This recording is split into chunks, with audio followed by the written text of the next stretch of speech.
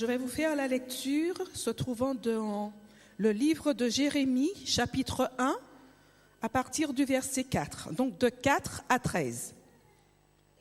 La parole de l'Éternel me fut adressée en ces mots. Avant que je t'eusse formé dans le ventre de ta mère, je te connaissais. Et avant que tu fusses sorti de son sein, je t'avais consacré. Je t'avais établi prophète des nations. Je répondis, « Ah, Seigneur éternel, voici, je ne sais point parler, car je suis un enfant. » Et l'Éternel me dit, « Ne dis pas, je suis un enfant, car tu iras vers tous ceux auprès de qui je t'enverrai, et tu diras tout ce que je t'ordonnerai. Ne les crains point, car je suis avec toi pour te délivrer, dit l'Éternel. » Puis l'Éternel étendit sa main et toucha ma bouche. Et l'Éternel me dit, « Voici, je mets mes paroles dans ta bouche. Regarde, je t'établis aujourd'hui sur les nations et sur les royaumes, pour que tu arraches et que tu abattes, pour que tu ruines et que tu détruises, pour que tu bâtisses et que tu plantes. » La parole de l'Éternel me fut adressée en ces mots. « Que vois-tu, Jérémie ?» Je répondis, « Je vois une branche d'amandier. » Et l'Éternel me dit, « Tu as bien vu, car je veille sur ma parole pour l'exécuter. » La parole de l'Éternel me fut adressée une seconde fois en ces mots. « Que vois-tu » Je répondis, « Je vois une chaudière bouillante du côté du septentrion. » Que l'Éternel bénisse l'influence de sa parole dans nos cœurs. Je vous invite à vous rasseoir.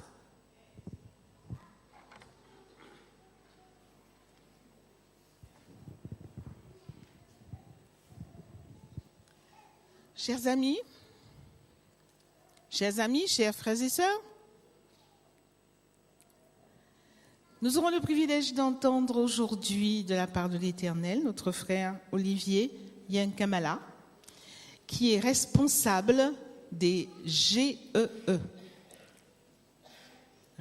groupe d'études et d'évangélisation au niveau de la Fédération France-Nord.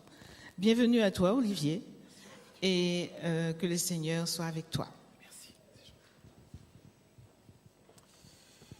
Frères et sœurs, bonjour. Je vous salue fraternellement en Jésus-Christ. C'est une joie de voir des visages familiers, des visages connus, reconnus. Je vois que certains ont pris de l'âge comme moi. On commence à parler en quarantaine d'années, en souvenir. Voilà. En tout cas, franchement, je suis content d'être avec vous ce matin. C'est vrai que dans le cadre du mandat fédéral, j'ai l'occasion de visiter un certain nombre de communautés de notre Fédération France-Nord. Et ma mission, elle est simple, c'est mettre tout le monde au travail. Dans le cadre d'Espérance 2020, je suis une sorte de VRP et je passe dans les communautés afin de mettre en place des actions d'évangélisation. Et aujourd'hui, nous aurons l'occasion, par exemple, avec vous, avec Évry, de mettre en place, et nous avons pour ambition de mettre 2 actions d'évangélisation en place. Il s'agit du concret. Ce midi, nous sortirons avec une équipe de rue, on appelle ça du street gospel. Et cet après-midi, nous parlerons des GEE, des groupes d'études d'évangélisation. Encore une autre technique pour justement amener des âmes au salut. C'est un défi. Avant toute chose, j'aimerais remercier votre comité d'église ainsi que le pasteur de la communauté pour cette invitation, le ministère personnel également. Et c'est conscient des enjeux du cadre d'Espérance 2020 que tout cela est fait. Vous savez que la Fédération vient de mettre à la disposition des églises 14 000 ouvrages. Pas pour vous, mais à distribuer. Vous comprenez que cela, c'est un challenge. Et votre communauté a eu sa part d'ouvrages à distribuer, n'est-ce pas? Voilà, j'ai la confirmation. Et là, maintenant, on a besoin donc d'ouvriers. Et c'est pour cela que la prédication de ce matin est simple. Le titre est « Qui se lève ?» Dieu a besoin de champions. Qui enverra-t-on là, clairement, qui se lève? Avant toute chose, j'aimerais vous inviter à ce que nous puissions incliner la tête et demander au Seigneur d'être avec nous. Tendre Père Céleste, Dieu 3 fois saint, nous réclamons à cet instant ta puissance. Que je ne sois, Seigneur, qu'un micro par lequel tu parleras. Que ton peuple puisse à cet instant être édifié et que ton nom soit glorifié. En Jésus, nous te prions. Amen. C'est quelque chose de terrible, ce qui se passe. Le monde est saisi d'une psychose. Coronavirus, tout type de psychose qui se met en place. Les gens ne savent pas où donner de la tête. Et si vous regardez, le 115 est débordé d'appels. Les uns et les autres, justement, sont dans une torpeur parce que personne ne sait réellement ce que va devenir notre monde. Tout à l'heure, on parlait d'eau, oui. On se dit que d'ici peu, l'eau va manquer. Certains ont même donné une date pour la fin du monde, 2030. Le monde a besoin de savoir ce qui va se passer et ce que Jésus-Christ propose. Alors pour ce faire, il a besoin d'hommes et de femmes qui puissent clairement dire les choses.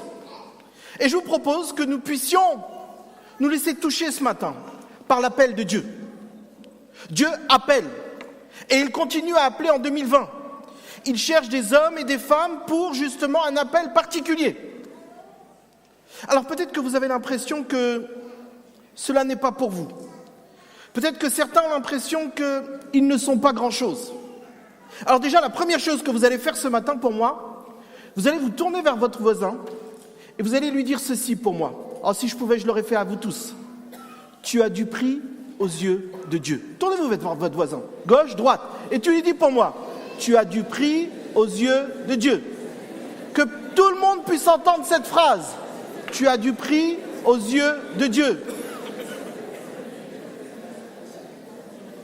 Et David dira même, je suis une belle créature aux yeux de l'Éternel, n'est-ce pas?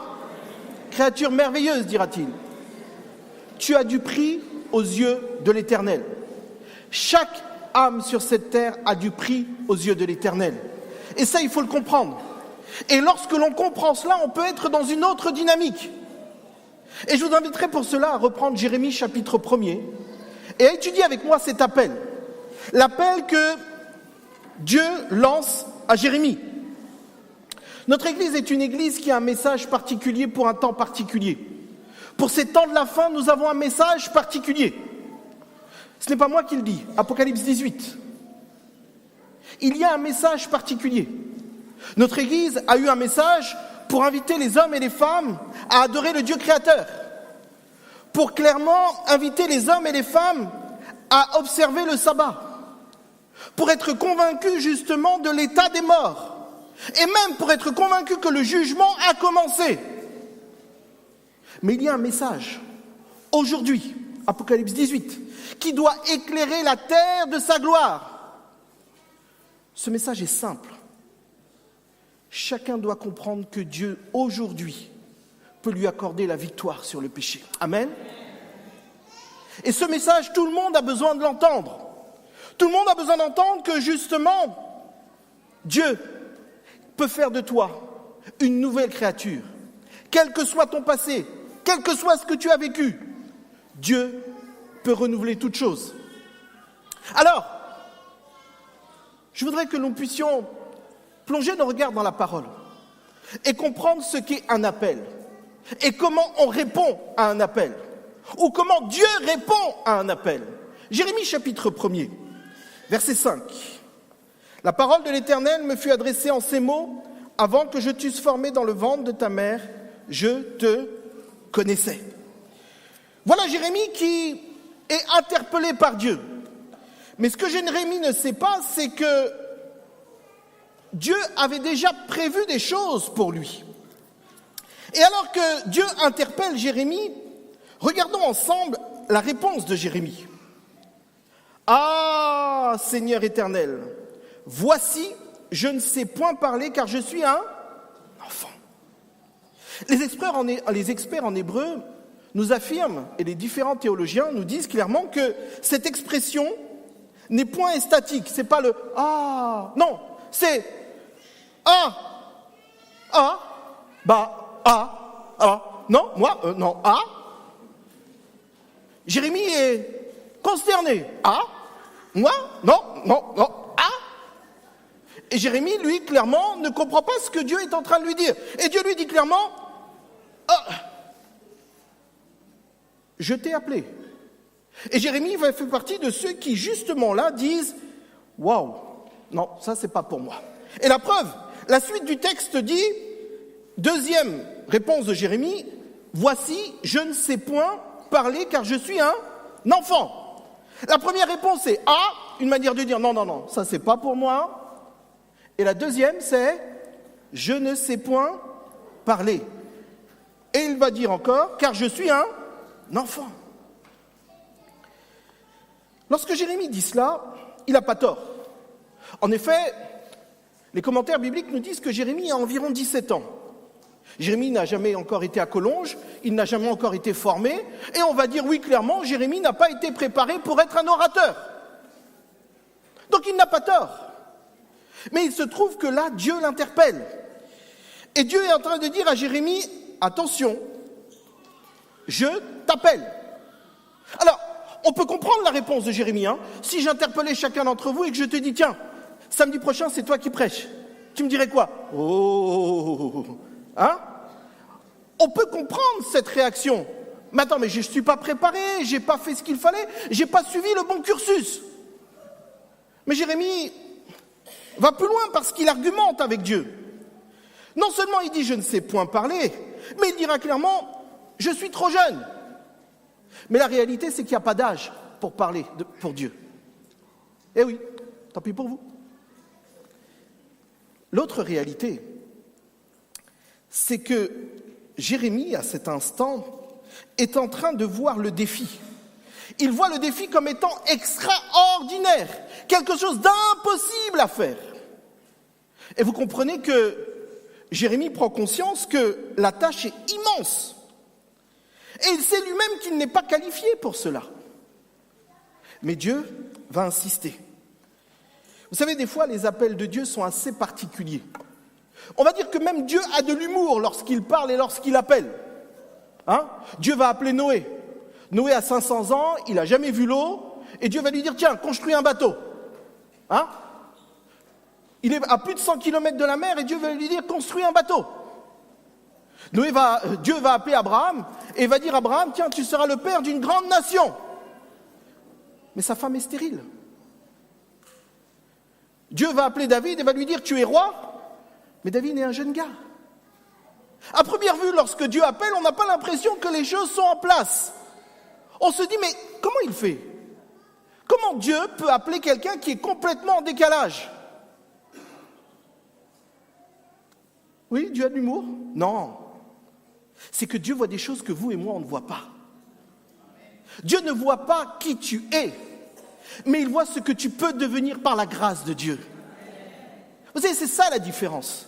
Mon Dieu a cette capacité de pouvoir mettre en toi une puissance telle que toi tout seul, tu ne pourrais rien faire, mais avec Dieu, tu es imbattable. Et là, Jérémie va devoir apprendre à composer avec cela. Il ne veut pas du poste parce qu'il est trop jeune et il ne se sent pas qualifié. Ça, on l'a bien compris. Alors, Dieu va prendre le temps. Aux différentes réactions de Jérémie, Dieu va répondre. Et regardez la réponse de Dieu. Et j'aimerais que l'on puisse ce matin s'attarder sur 7 points des 10 points de la réponse de Dieu.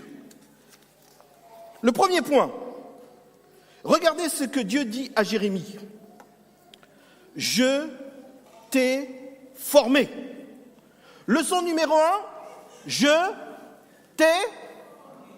Oui, leçon numéro 1, je t'ai... Oui, c'est Dieu qui l'affirme. Dieu est en train de dire à Jérémie, tu n'es pas un accident. Personne n'est un accident. Ce n'est pas vous qui m'avez choisi, mais moi, je vous ai choisi. Et je vous ai établi pour que vous alliez porter du fruit et que votre fruit demeure afin que ce que vous demanderez au Père en mon nom, il vous le donne. Dieu est en train de dire clairement Je suis ton créateur. C'est moi qui t'ai créé. Je connais tout de toi. Je connais exactement le nombre de cheveux que tu as. Je sais tout de ton passé. Je sais d'où tu es sorti. Je t'ai formé. Dieu est en train de te dire ce matin, pourquoi as-tu peur? Je suis ton créateur. Alors la première chose que Dieu dit à Jérémie, c'est « Je t'ai formé ». La deuxième chose qu'il lui dit, regardez le texte, « Je te connaissais ». Et alors là, on est en train de se dire, qu'est-ce que Dieu est en train d'affirmer? Plus que jamais, après lui avoir dit « Je suis ton créateur », Dieu est en train de dire à Jérémie, à cet instant, « Je maîtrise tout ». La preuve, le texte de Romains chapitre 8, le verset 29 nous dit « Ceux qu'il a connus d'avance, il les a aussi prédestinés ». Dieu connaît tout. Il connaît le passé, le futur, mais il sait clairement ce que tu vas devenir. Dans ton être intérieur, Dieu sait toutes choses. Alors si tu doutes ce matin, Dieu te dit « Je te connaissais ». Première chose qu'il dit à Jérémie, Dieu, je t'ai. Deuxièmement, je te. Troisièmement, je t'ai consacré. La consécration, c'est l'appel du cœur. Dieu a mis à part. Tout ce que Dieu appelle, il les met à part pour quelque chose de précis. Lorsque Dieu consacre, il met sa main. Dieu met à part pour une tâche particulière. Lorsque Dieu consacre, ça veut dire que toi et moi, il t'invite à se détacher de ce qui est mal. Vous savez, c'est cette séparation, c'est ce qu'on appelle mettre à part. C'est ça la sanctification, mettre à part. Et Dieu est en train de te dire, lorsque je t'appelle, je te mets à part. Je te consacre pour une tâche bien particulière. Tu as une tâche à accomplir. Et Dieu dit à Jérémie clairement, je t'ai consacré. Dieu te dit ce matin qu'il t'appelle à une tâche particulière. Et il dit clairement, je t'ai consacré. Je t'ai formé, je te connaissais, je t'ai consacré. Et il continue. Regardez ce qu'il dit encore. Parce que Jérémie a besoin de comprendre à qui il a affaire. Il lui dit, je t'ai établi. Pourquoi Dieu a-t-il besoin de dire à Jérémie, je t'ai établi? Il vient de lui dire, je suis ton créateur. Je maîtrise le passé et le futur. Je maîtrise toutes choses. Je te connais mieux que personne. Je t'ai mis à part. Mais là, il lui dit clairement, je t'ai établi. En d'autres termes, Dieu est en train de dire à Jérémie, tu penses que ce que tu as devant toi en termes de mission est impossible? Oui, la mission est impossible. Mais sache une chose, c'est que lorsque moi je décide quelque chose, ma voix l'exécute. Et c'est ce qu'il lui dira encore tout à l'heure. Dieu, quand il établit, c'est une manière de te dire clairement que ce qu'il dit, il le fait. Quand Dieu dit « j'établis », il est en train de dire là à Jérémie, attention, j'organise les choses.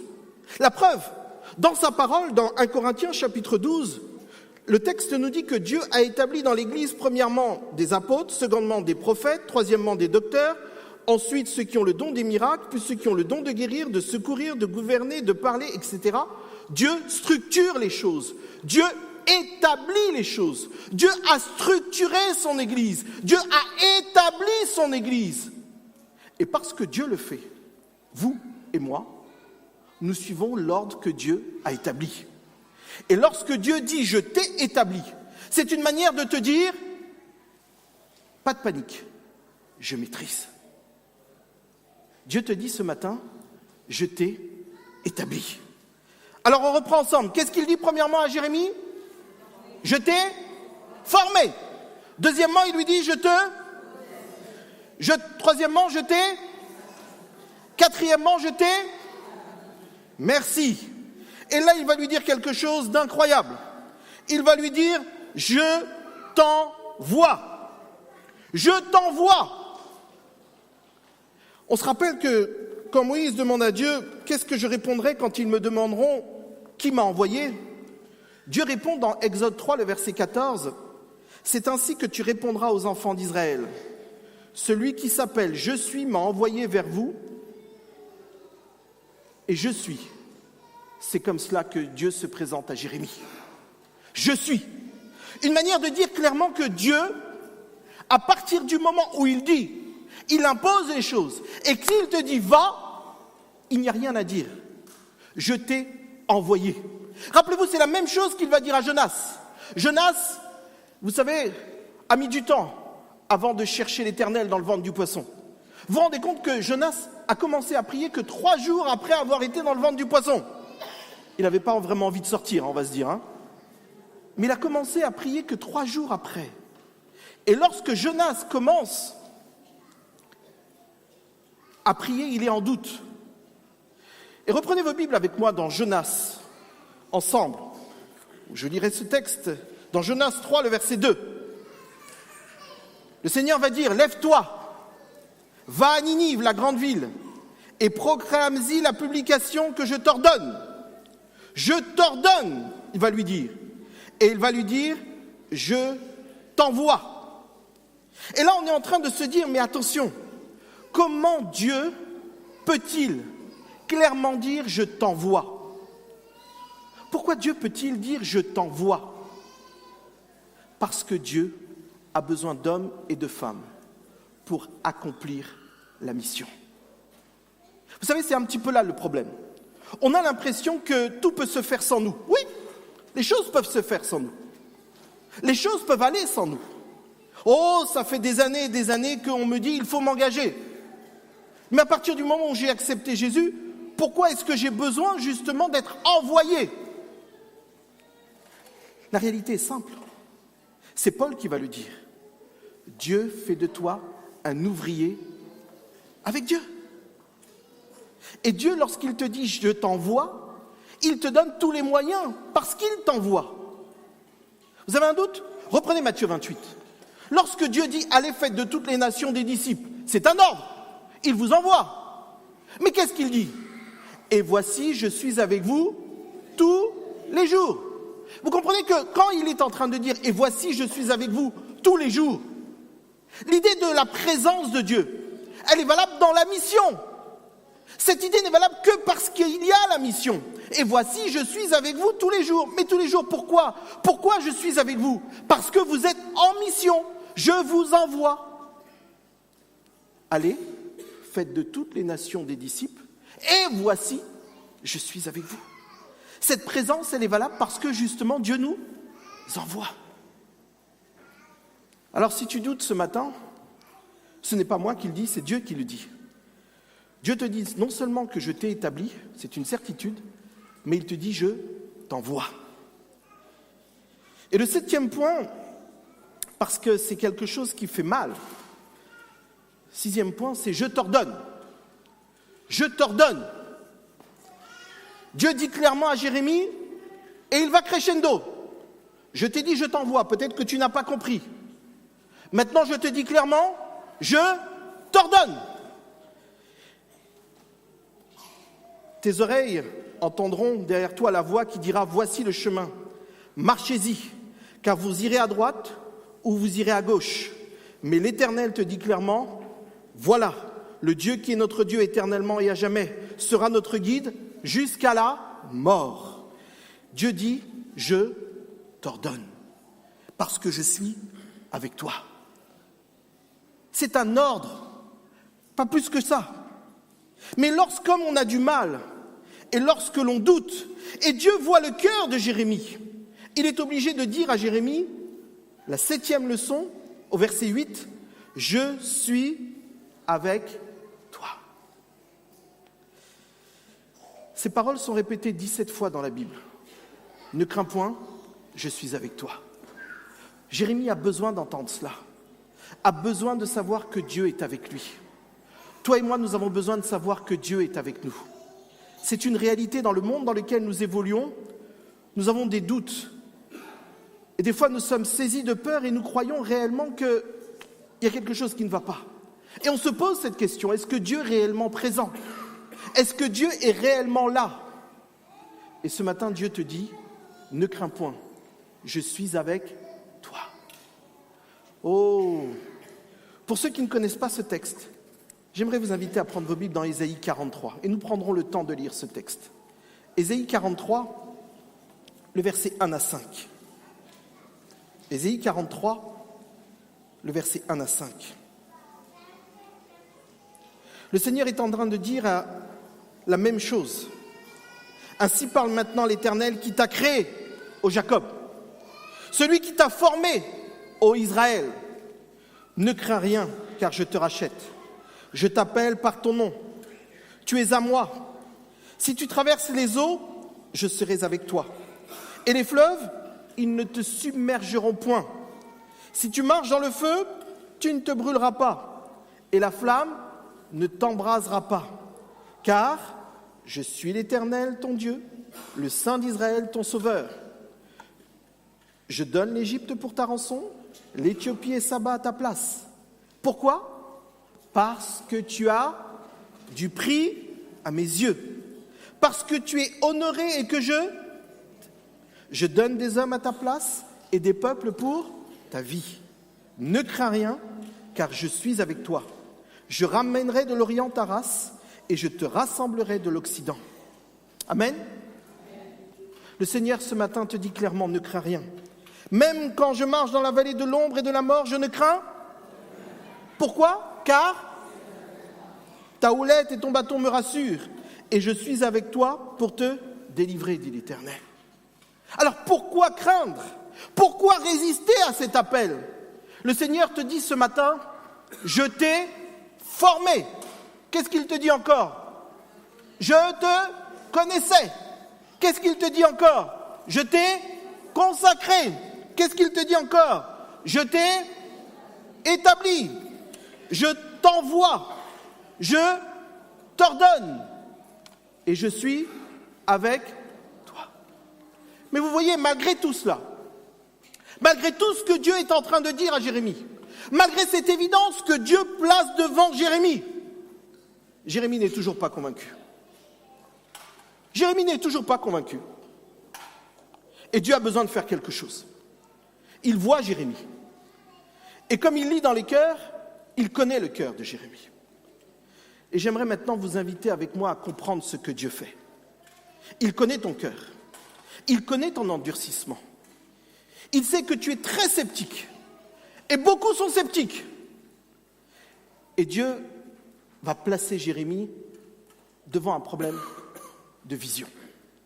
Parce que tout est un problème de vision. Et Dieu va poser cette question à Jérémie. Que vois-tu?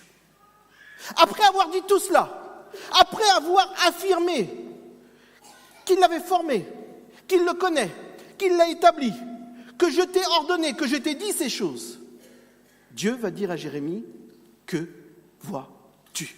Je vous invite à prendre avec moi le verset 11 de Jérémie chapitre 1er. Regardez cela. La parole, alors que Dieu discute avec Jérémie, me fut adressée en ces mots. Que vois-tu, Jérémie? Je répondis, je vois une branche d'amandier. Jérémie, là, voit une branche d'amandier. Magnifique! Le Seigneur lui fait un compliment même. Et l'Éternel me dit, tu as bien vu, car je veille sur ma parole pour l'exécuter. Jérémie a même un compliment de l'Éternel. Extraordinaire, ça. Je vois une branche d'amandier. Qu'est-ce que Jérémie est en train de voir? Qu'est-ce que cela veut dire? Et regardez, comme Dieu sait qu'il est sceptique, Dieu lui repose la question. Et Dieu lui dit, Jérémie, verset 13, que vois-tu?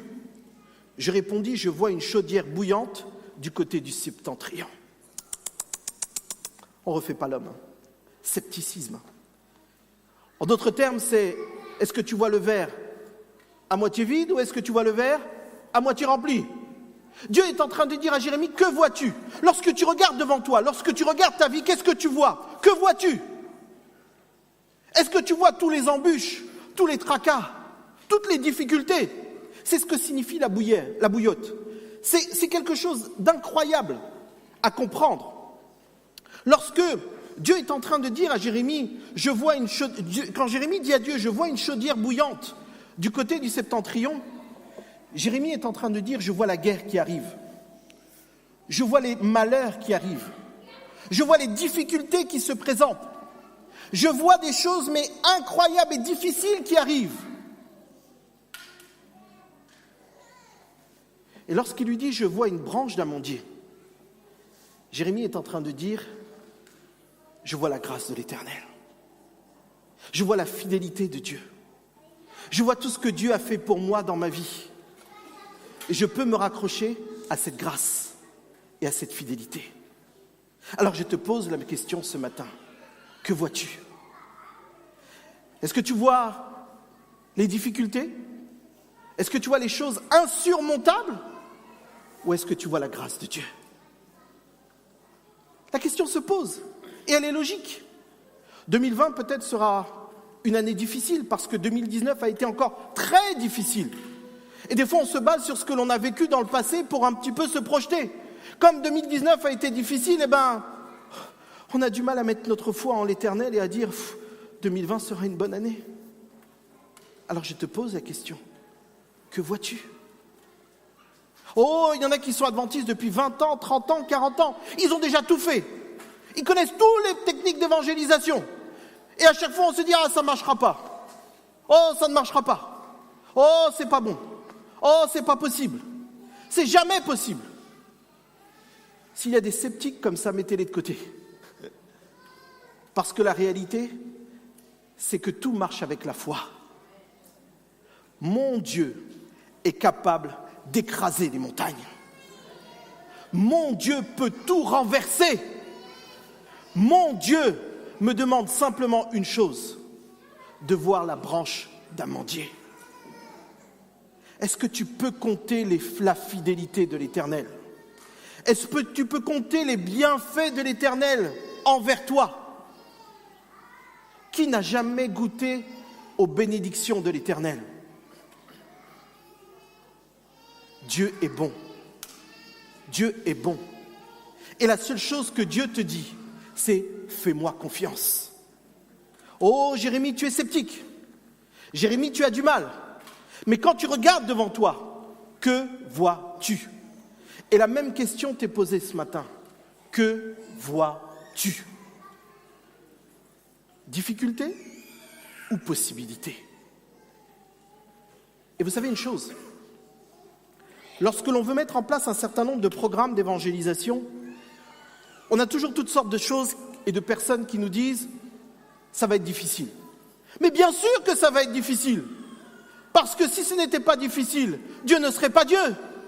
Et il n'y aurait pas de combat entre le bien et le mal. Donc que ce soit difficile, c'est normal. Mais le plus important, c'est de savoir est-ce qu'on a suffisamment de foi pour aller jusqu'au bout. Vous savez, je voudrais partager quelque chose avec vous pour vous exprimer quelque chose de difficile pour les timides. Certains sont timides et pensent qu'ils n'ont pas cette possibilité de parler à leurs voisins ou de partager leur foi. Nous avons vécu quelque chose au sein de ma famille extraordinaire. Vous savez, je suis un homme qui parle de la part de Dieu, pas de problème. Et mon épouse voulait elle aussi participer à cela. C'est une femme qui est très, très, très timide. Si vous la connaissez, vous savez de quoi je parle. Et elle a décidé de faire confiance à Dieu. Elle a décidé de mettre Dieu à l'épreuve. Alors, elle a appelé la mairie et elle a demandé à la mairie qui s'occupait des places sur le marché. Alors la mairie lui a dit, pas de problème, il vous suffit de contacter la placière. La placière, c'est celle qui gère les emplacements au marché. Alors elle appelle la placière et elle demande à la placière, est-ce que je pourrais avoir une place au marché? Alors la placière de lui dire, oui, qu'est-ce que vous vendez? Alors elle de répondre, je ne vends rien, je donne. Sceptique, la placière lui dit, venez mardi matin à 7h30 et on verra ce qu'on peut faire. Nous arrivons le mardi matin à 7h30 et là, la placière donne un emplacement. Elle lui dit, comme vous ne vendez rien, vous n'avez rien à payer, prenez cet emplacement. Il fallait monter la table. Mon épouse avait pour but de simplement proposer des livres gratuitement aux habitants de notre ville. Et donc elle met sa table et elle met ses livres sur la table. Grande controverse, Jésus-Christ, santé, bien-être, le meilleur chemin, des prospectus, des glos. Je la laisse parce que moi je vais travailler. Et là, elle me raconte que de 7h30 jusqu'à 11h30, personne ne s'arrête. Déjà qu'elle était angoissée, et là elle crie à l'Éternel parce qu'elle ne comprend pas ce qui se passe. Seigneur, mais fais quelque chose. Et au moment où elle prie, elle a tout de suite 4 contacts. Des gens qui s'arrêtent, avec qui elle échange, et qui justement prennent des ouvrages. Je vous ai dit, c'est quelqu'un d'extrêmement timide. Et cet après-midi, elle sera là pour vous expliquer justement et pour rendre témoignage aussi également de ce qu'elle a vécu. Ainsi que d'autres qui partagent ce type de ministère. Vous savez quoi? Elle est revenue le mardi d'après. Et elle est revenue encore le mardi d'après. Et jusqu'à aujourd'hui, elle le fait. Et vous savez, alors que tous les acteurs du marché regardaient ça d'un mauvais œil, ils se disaient, mais c'est quoi ça? C'est quoi ces histoires de religion? Et ils étaient très durs avec elle. Et lorsque l'on venait même et qu'on montait la tente, ils nous regardaient, mais d'une manière très dédaigneuse. Vous savez quoi? Aujourd'hui, ce sont des amis. Vous savez quoi? Aujourd'hui, grâce à cela, elle me ramène des études bibliques. Et vous savez quoi? Grâce à cela, aujourd'hui, nous avons un groupe de maison avec des intéressés. Amen? Simplement parce qu'elle a voulu répondre à l'appel de Dieu. Lorsque Dieu t'appelle, il t'appelle simplement, quel que soit ton profil, quelle que soit ta catégorie socio-professionnelle, Dieu t'appelle. Et si tu veux avoir un exemple, je t'invite à prendre ta Bible avec moi dans Actes chapitre 4. Actes chapitre 4. Dans Actes chapitre 4,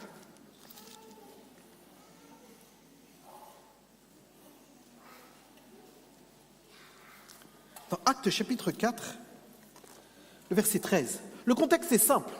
Pierre et Jean viennent d'être arrêtés. Pierre et Jean viennent de parler de Jésus-Christ. Ils ont rendu témoignage après avoir guéri un paralytique. Et là, les hommes du Sanhédrin ne savent pas quoi faire d'eux. Et ils se posent des questions. Au verset 8, alors Pierre, rempli du Saint-Esprit, leur dit, « Puisque nous sommes interrogés aujourd'hui sur un bienfait accordé à un homme malade, afin que nous disions comment il a été guéri, sachez-le tous, et que tout le peuple d'Israël le sache. C'est par le nom de Jésus-Christ de Nazareth que vous avez crucifié et que Dieu a ressuscité des morts.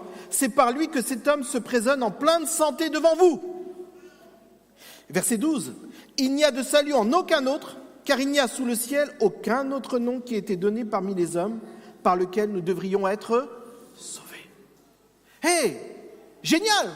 Super le témoignage! Et regardez le verset 13. Lorsqu'ils virent l'assurance de Pierre et de Jean, ils furent étonnés, sachant que c'étaient des hommes du peuple, sans instruction, et ils les reconnurent pour avoir été avec Jésus. Quel mépris! Des hommes et des femmes, des hommes du moins du peuple, sans instruction. Mais ce n'est pas ce qui est important. Dieu n'a que faire de ton parcours, de tes diplômes. Dieu appelle simplement des hommes et des femmes de foi. Quelle que soit ta catégorie socio-professionnelle, quel que soit ton passé, quel que soit ce que tu as fait ou ce que tu n'as pas fait, Dieu t'appelle. Dieu a besoin de toi. Pas parce que tu es indispensable, mais c'est que plus tu partages, plus tu te fais du bien. Vous avez jamais expérimenté cela? Plus on partage, plus on se nourrit soi-même. Plus on témoigne, plus on se convainc soi-même. Plus on dit les choses, plus on affirme sa foi. Et c'est pour cela que Dieu t'appelle. Et lorsque Dieu t'appelle, il ne le fait pas simplement. Il argumente avec toi.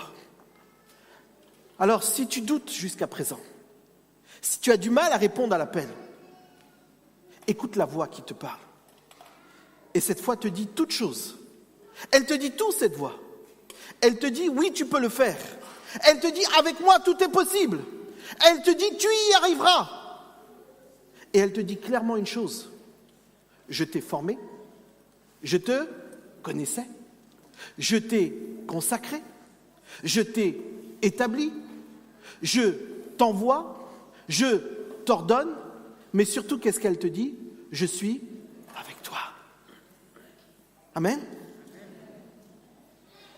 Alors j'aimerais voir ce matin, qui se lève pour le Seigneur? Qui est champion de l'Éternel? Qui veut simplement ouvrir la bouche et dire, Seigneur, utilise-moi à ton service. Je ne sais peut-être pas parler, je ne sais peut-être pas chanter, je ne sais peut-être pas jouer, mais ce que je sais, c'est que je veux parler de ta part. Est-ce que je peux voir des hommes et des femmes qui se lèvent pour Dieu? Juste se lever, pour dire, oui, je veux être le champion de l'Éternel. Qui se lève? Qui se lève? Dieu vous prend au mot. Qui se lève? Amen. Qui se lève? Qui se lève? Amen. Sandra, je peux te demander le 648? Ok? Qui se lève? Qui se lève pour l'Éternel? Amen. Marthe, il se lève pour l'Éternel. Alors nous aurons l'occasion tout à l'heure d'avoir une sortie missionnaire. Pas pour avec vous tous, peut-être pas, non. Et loin de là, parce que c'est un petit groupe qui va venir. Mais ce petit groupe va organiser par la suite des actions de sortie de rue. Et là, Marthe a vu que vous vous êtes tous engagés. Parce que c'est par petits groupes et par roulement qu'il faut y aller. Ça ne sert à rien d'être en masse. Mais chaque samedi, vous aurez la possibilité de sortir dans la rue. Chaque samedi, vous aurez la possibilité de dire à Dieu, de dire aux autres ce que Dieu a fait pour vous. Que Dieu vous bénisse. Et soyons concrets. Ça ne sert à rien d'être théorique. L'action, il n'y a rien de mieux. Dieu t'appelle, alors lève-toi.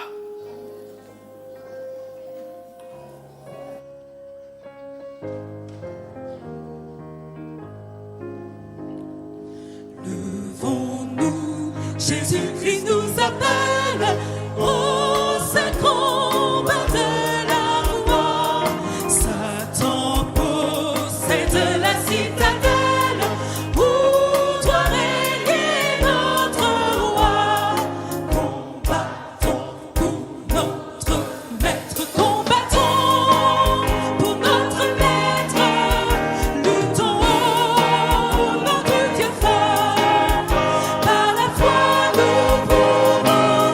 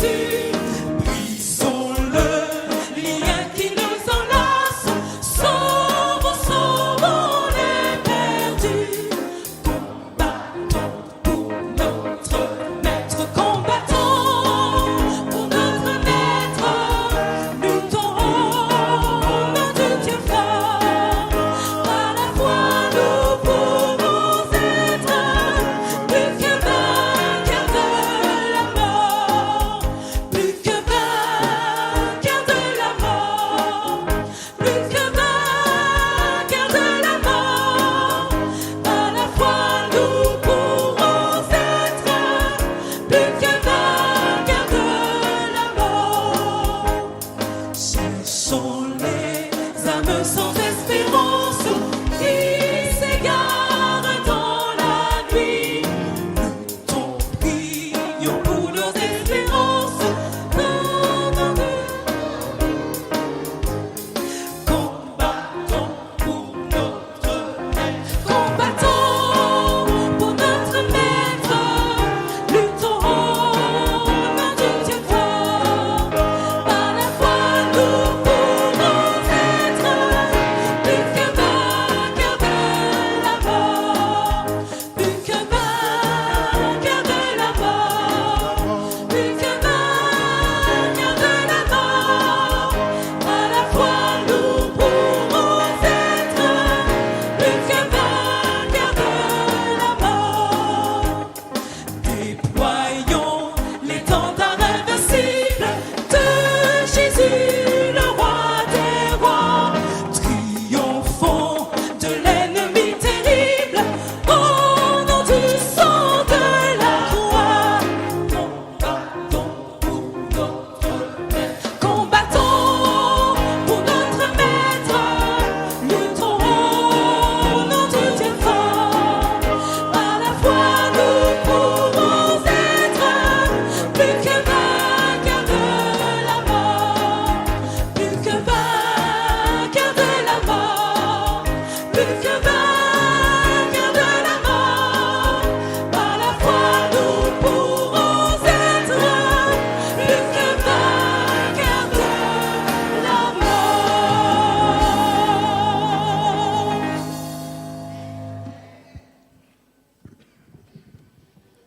Merci Seigneur. Inclinons-nous pour la prière.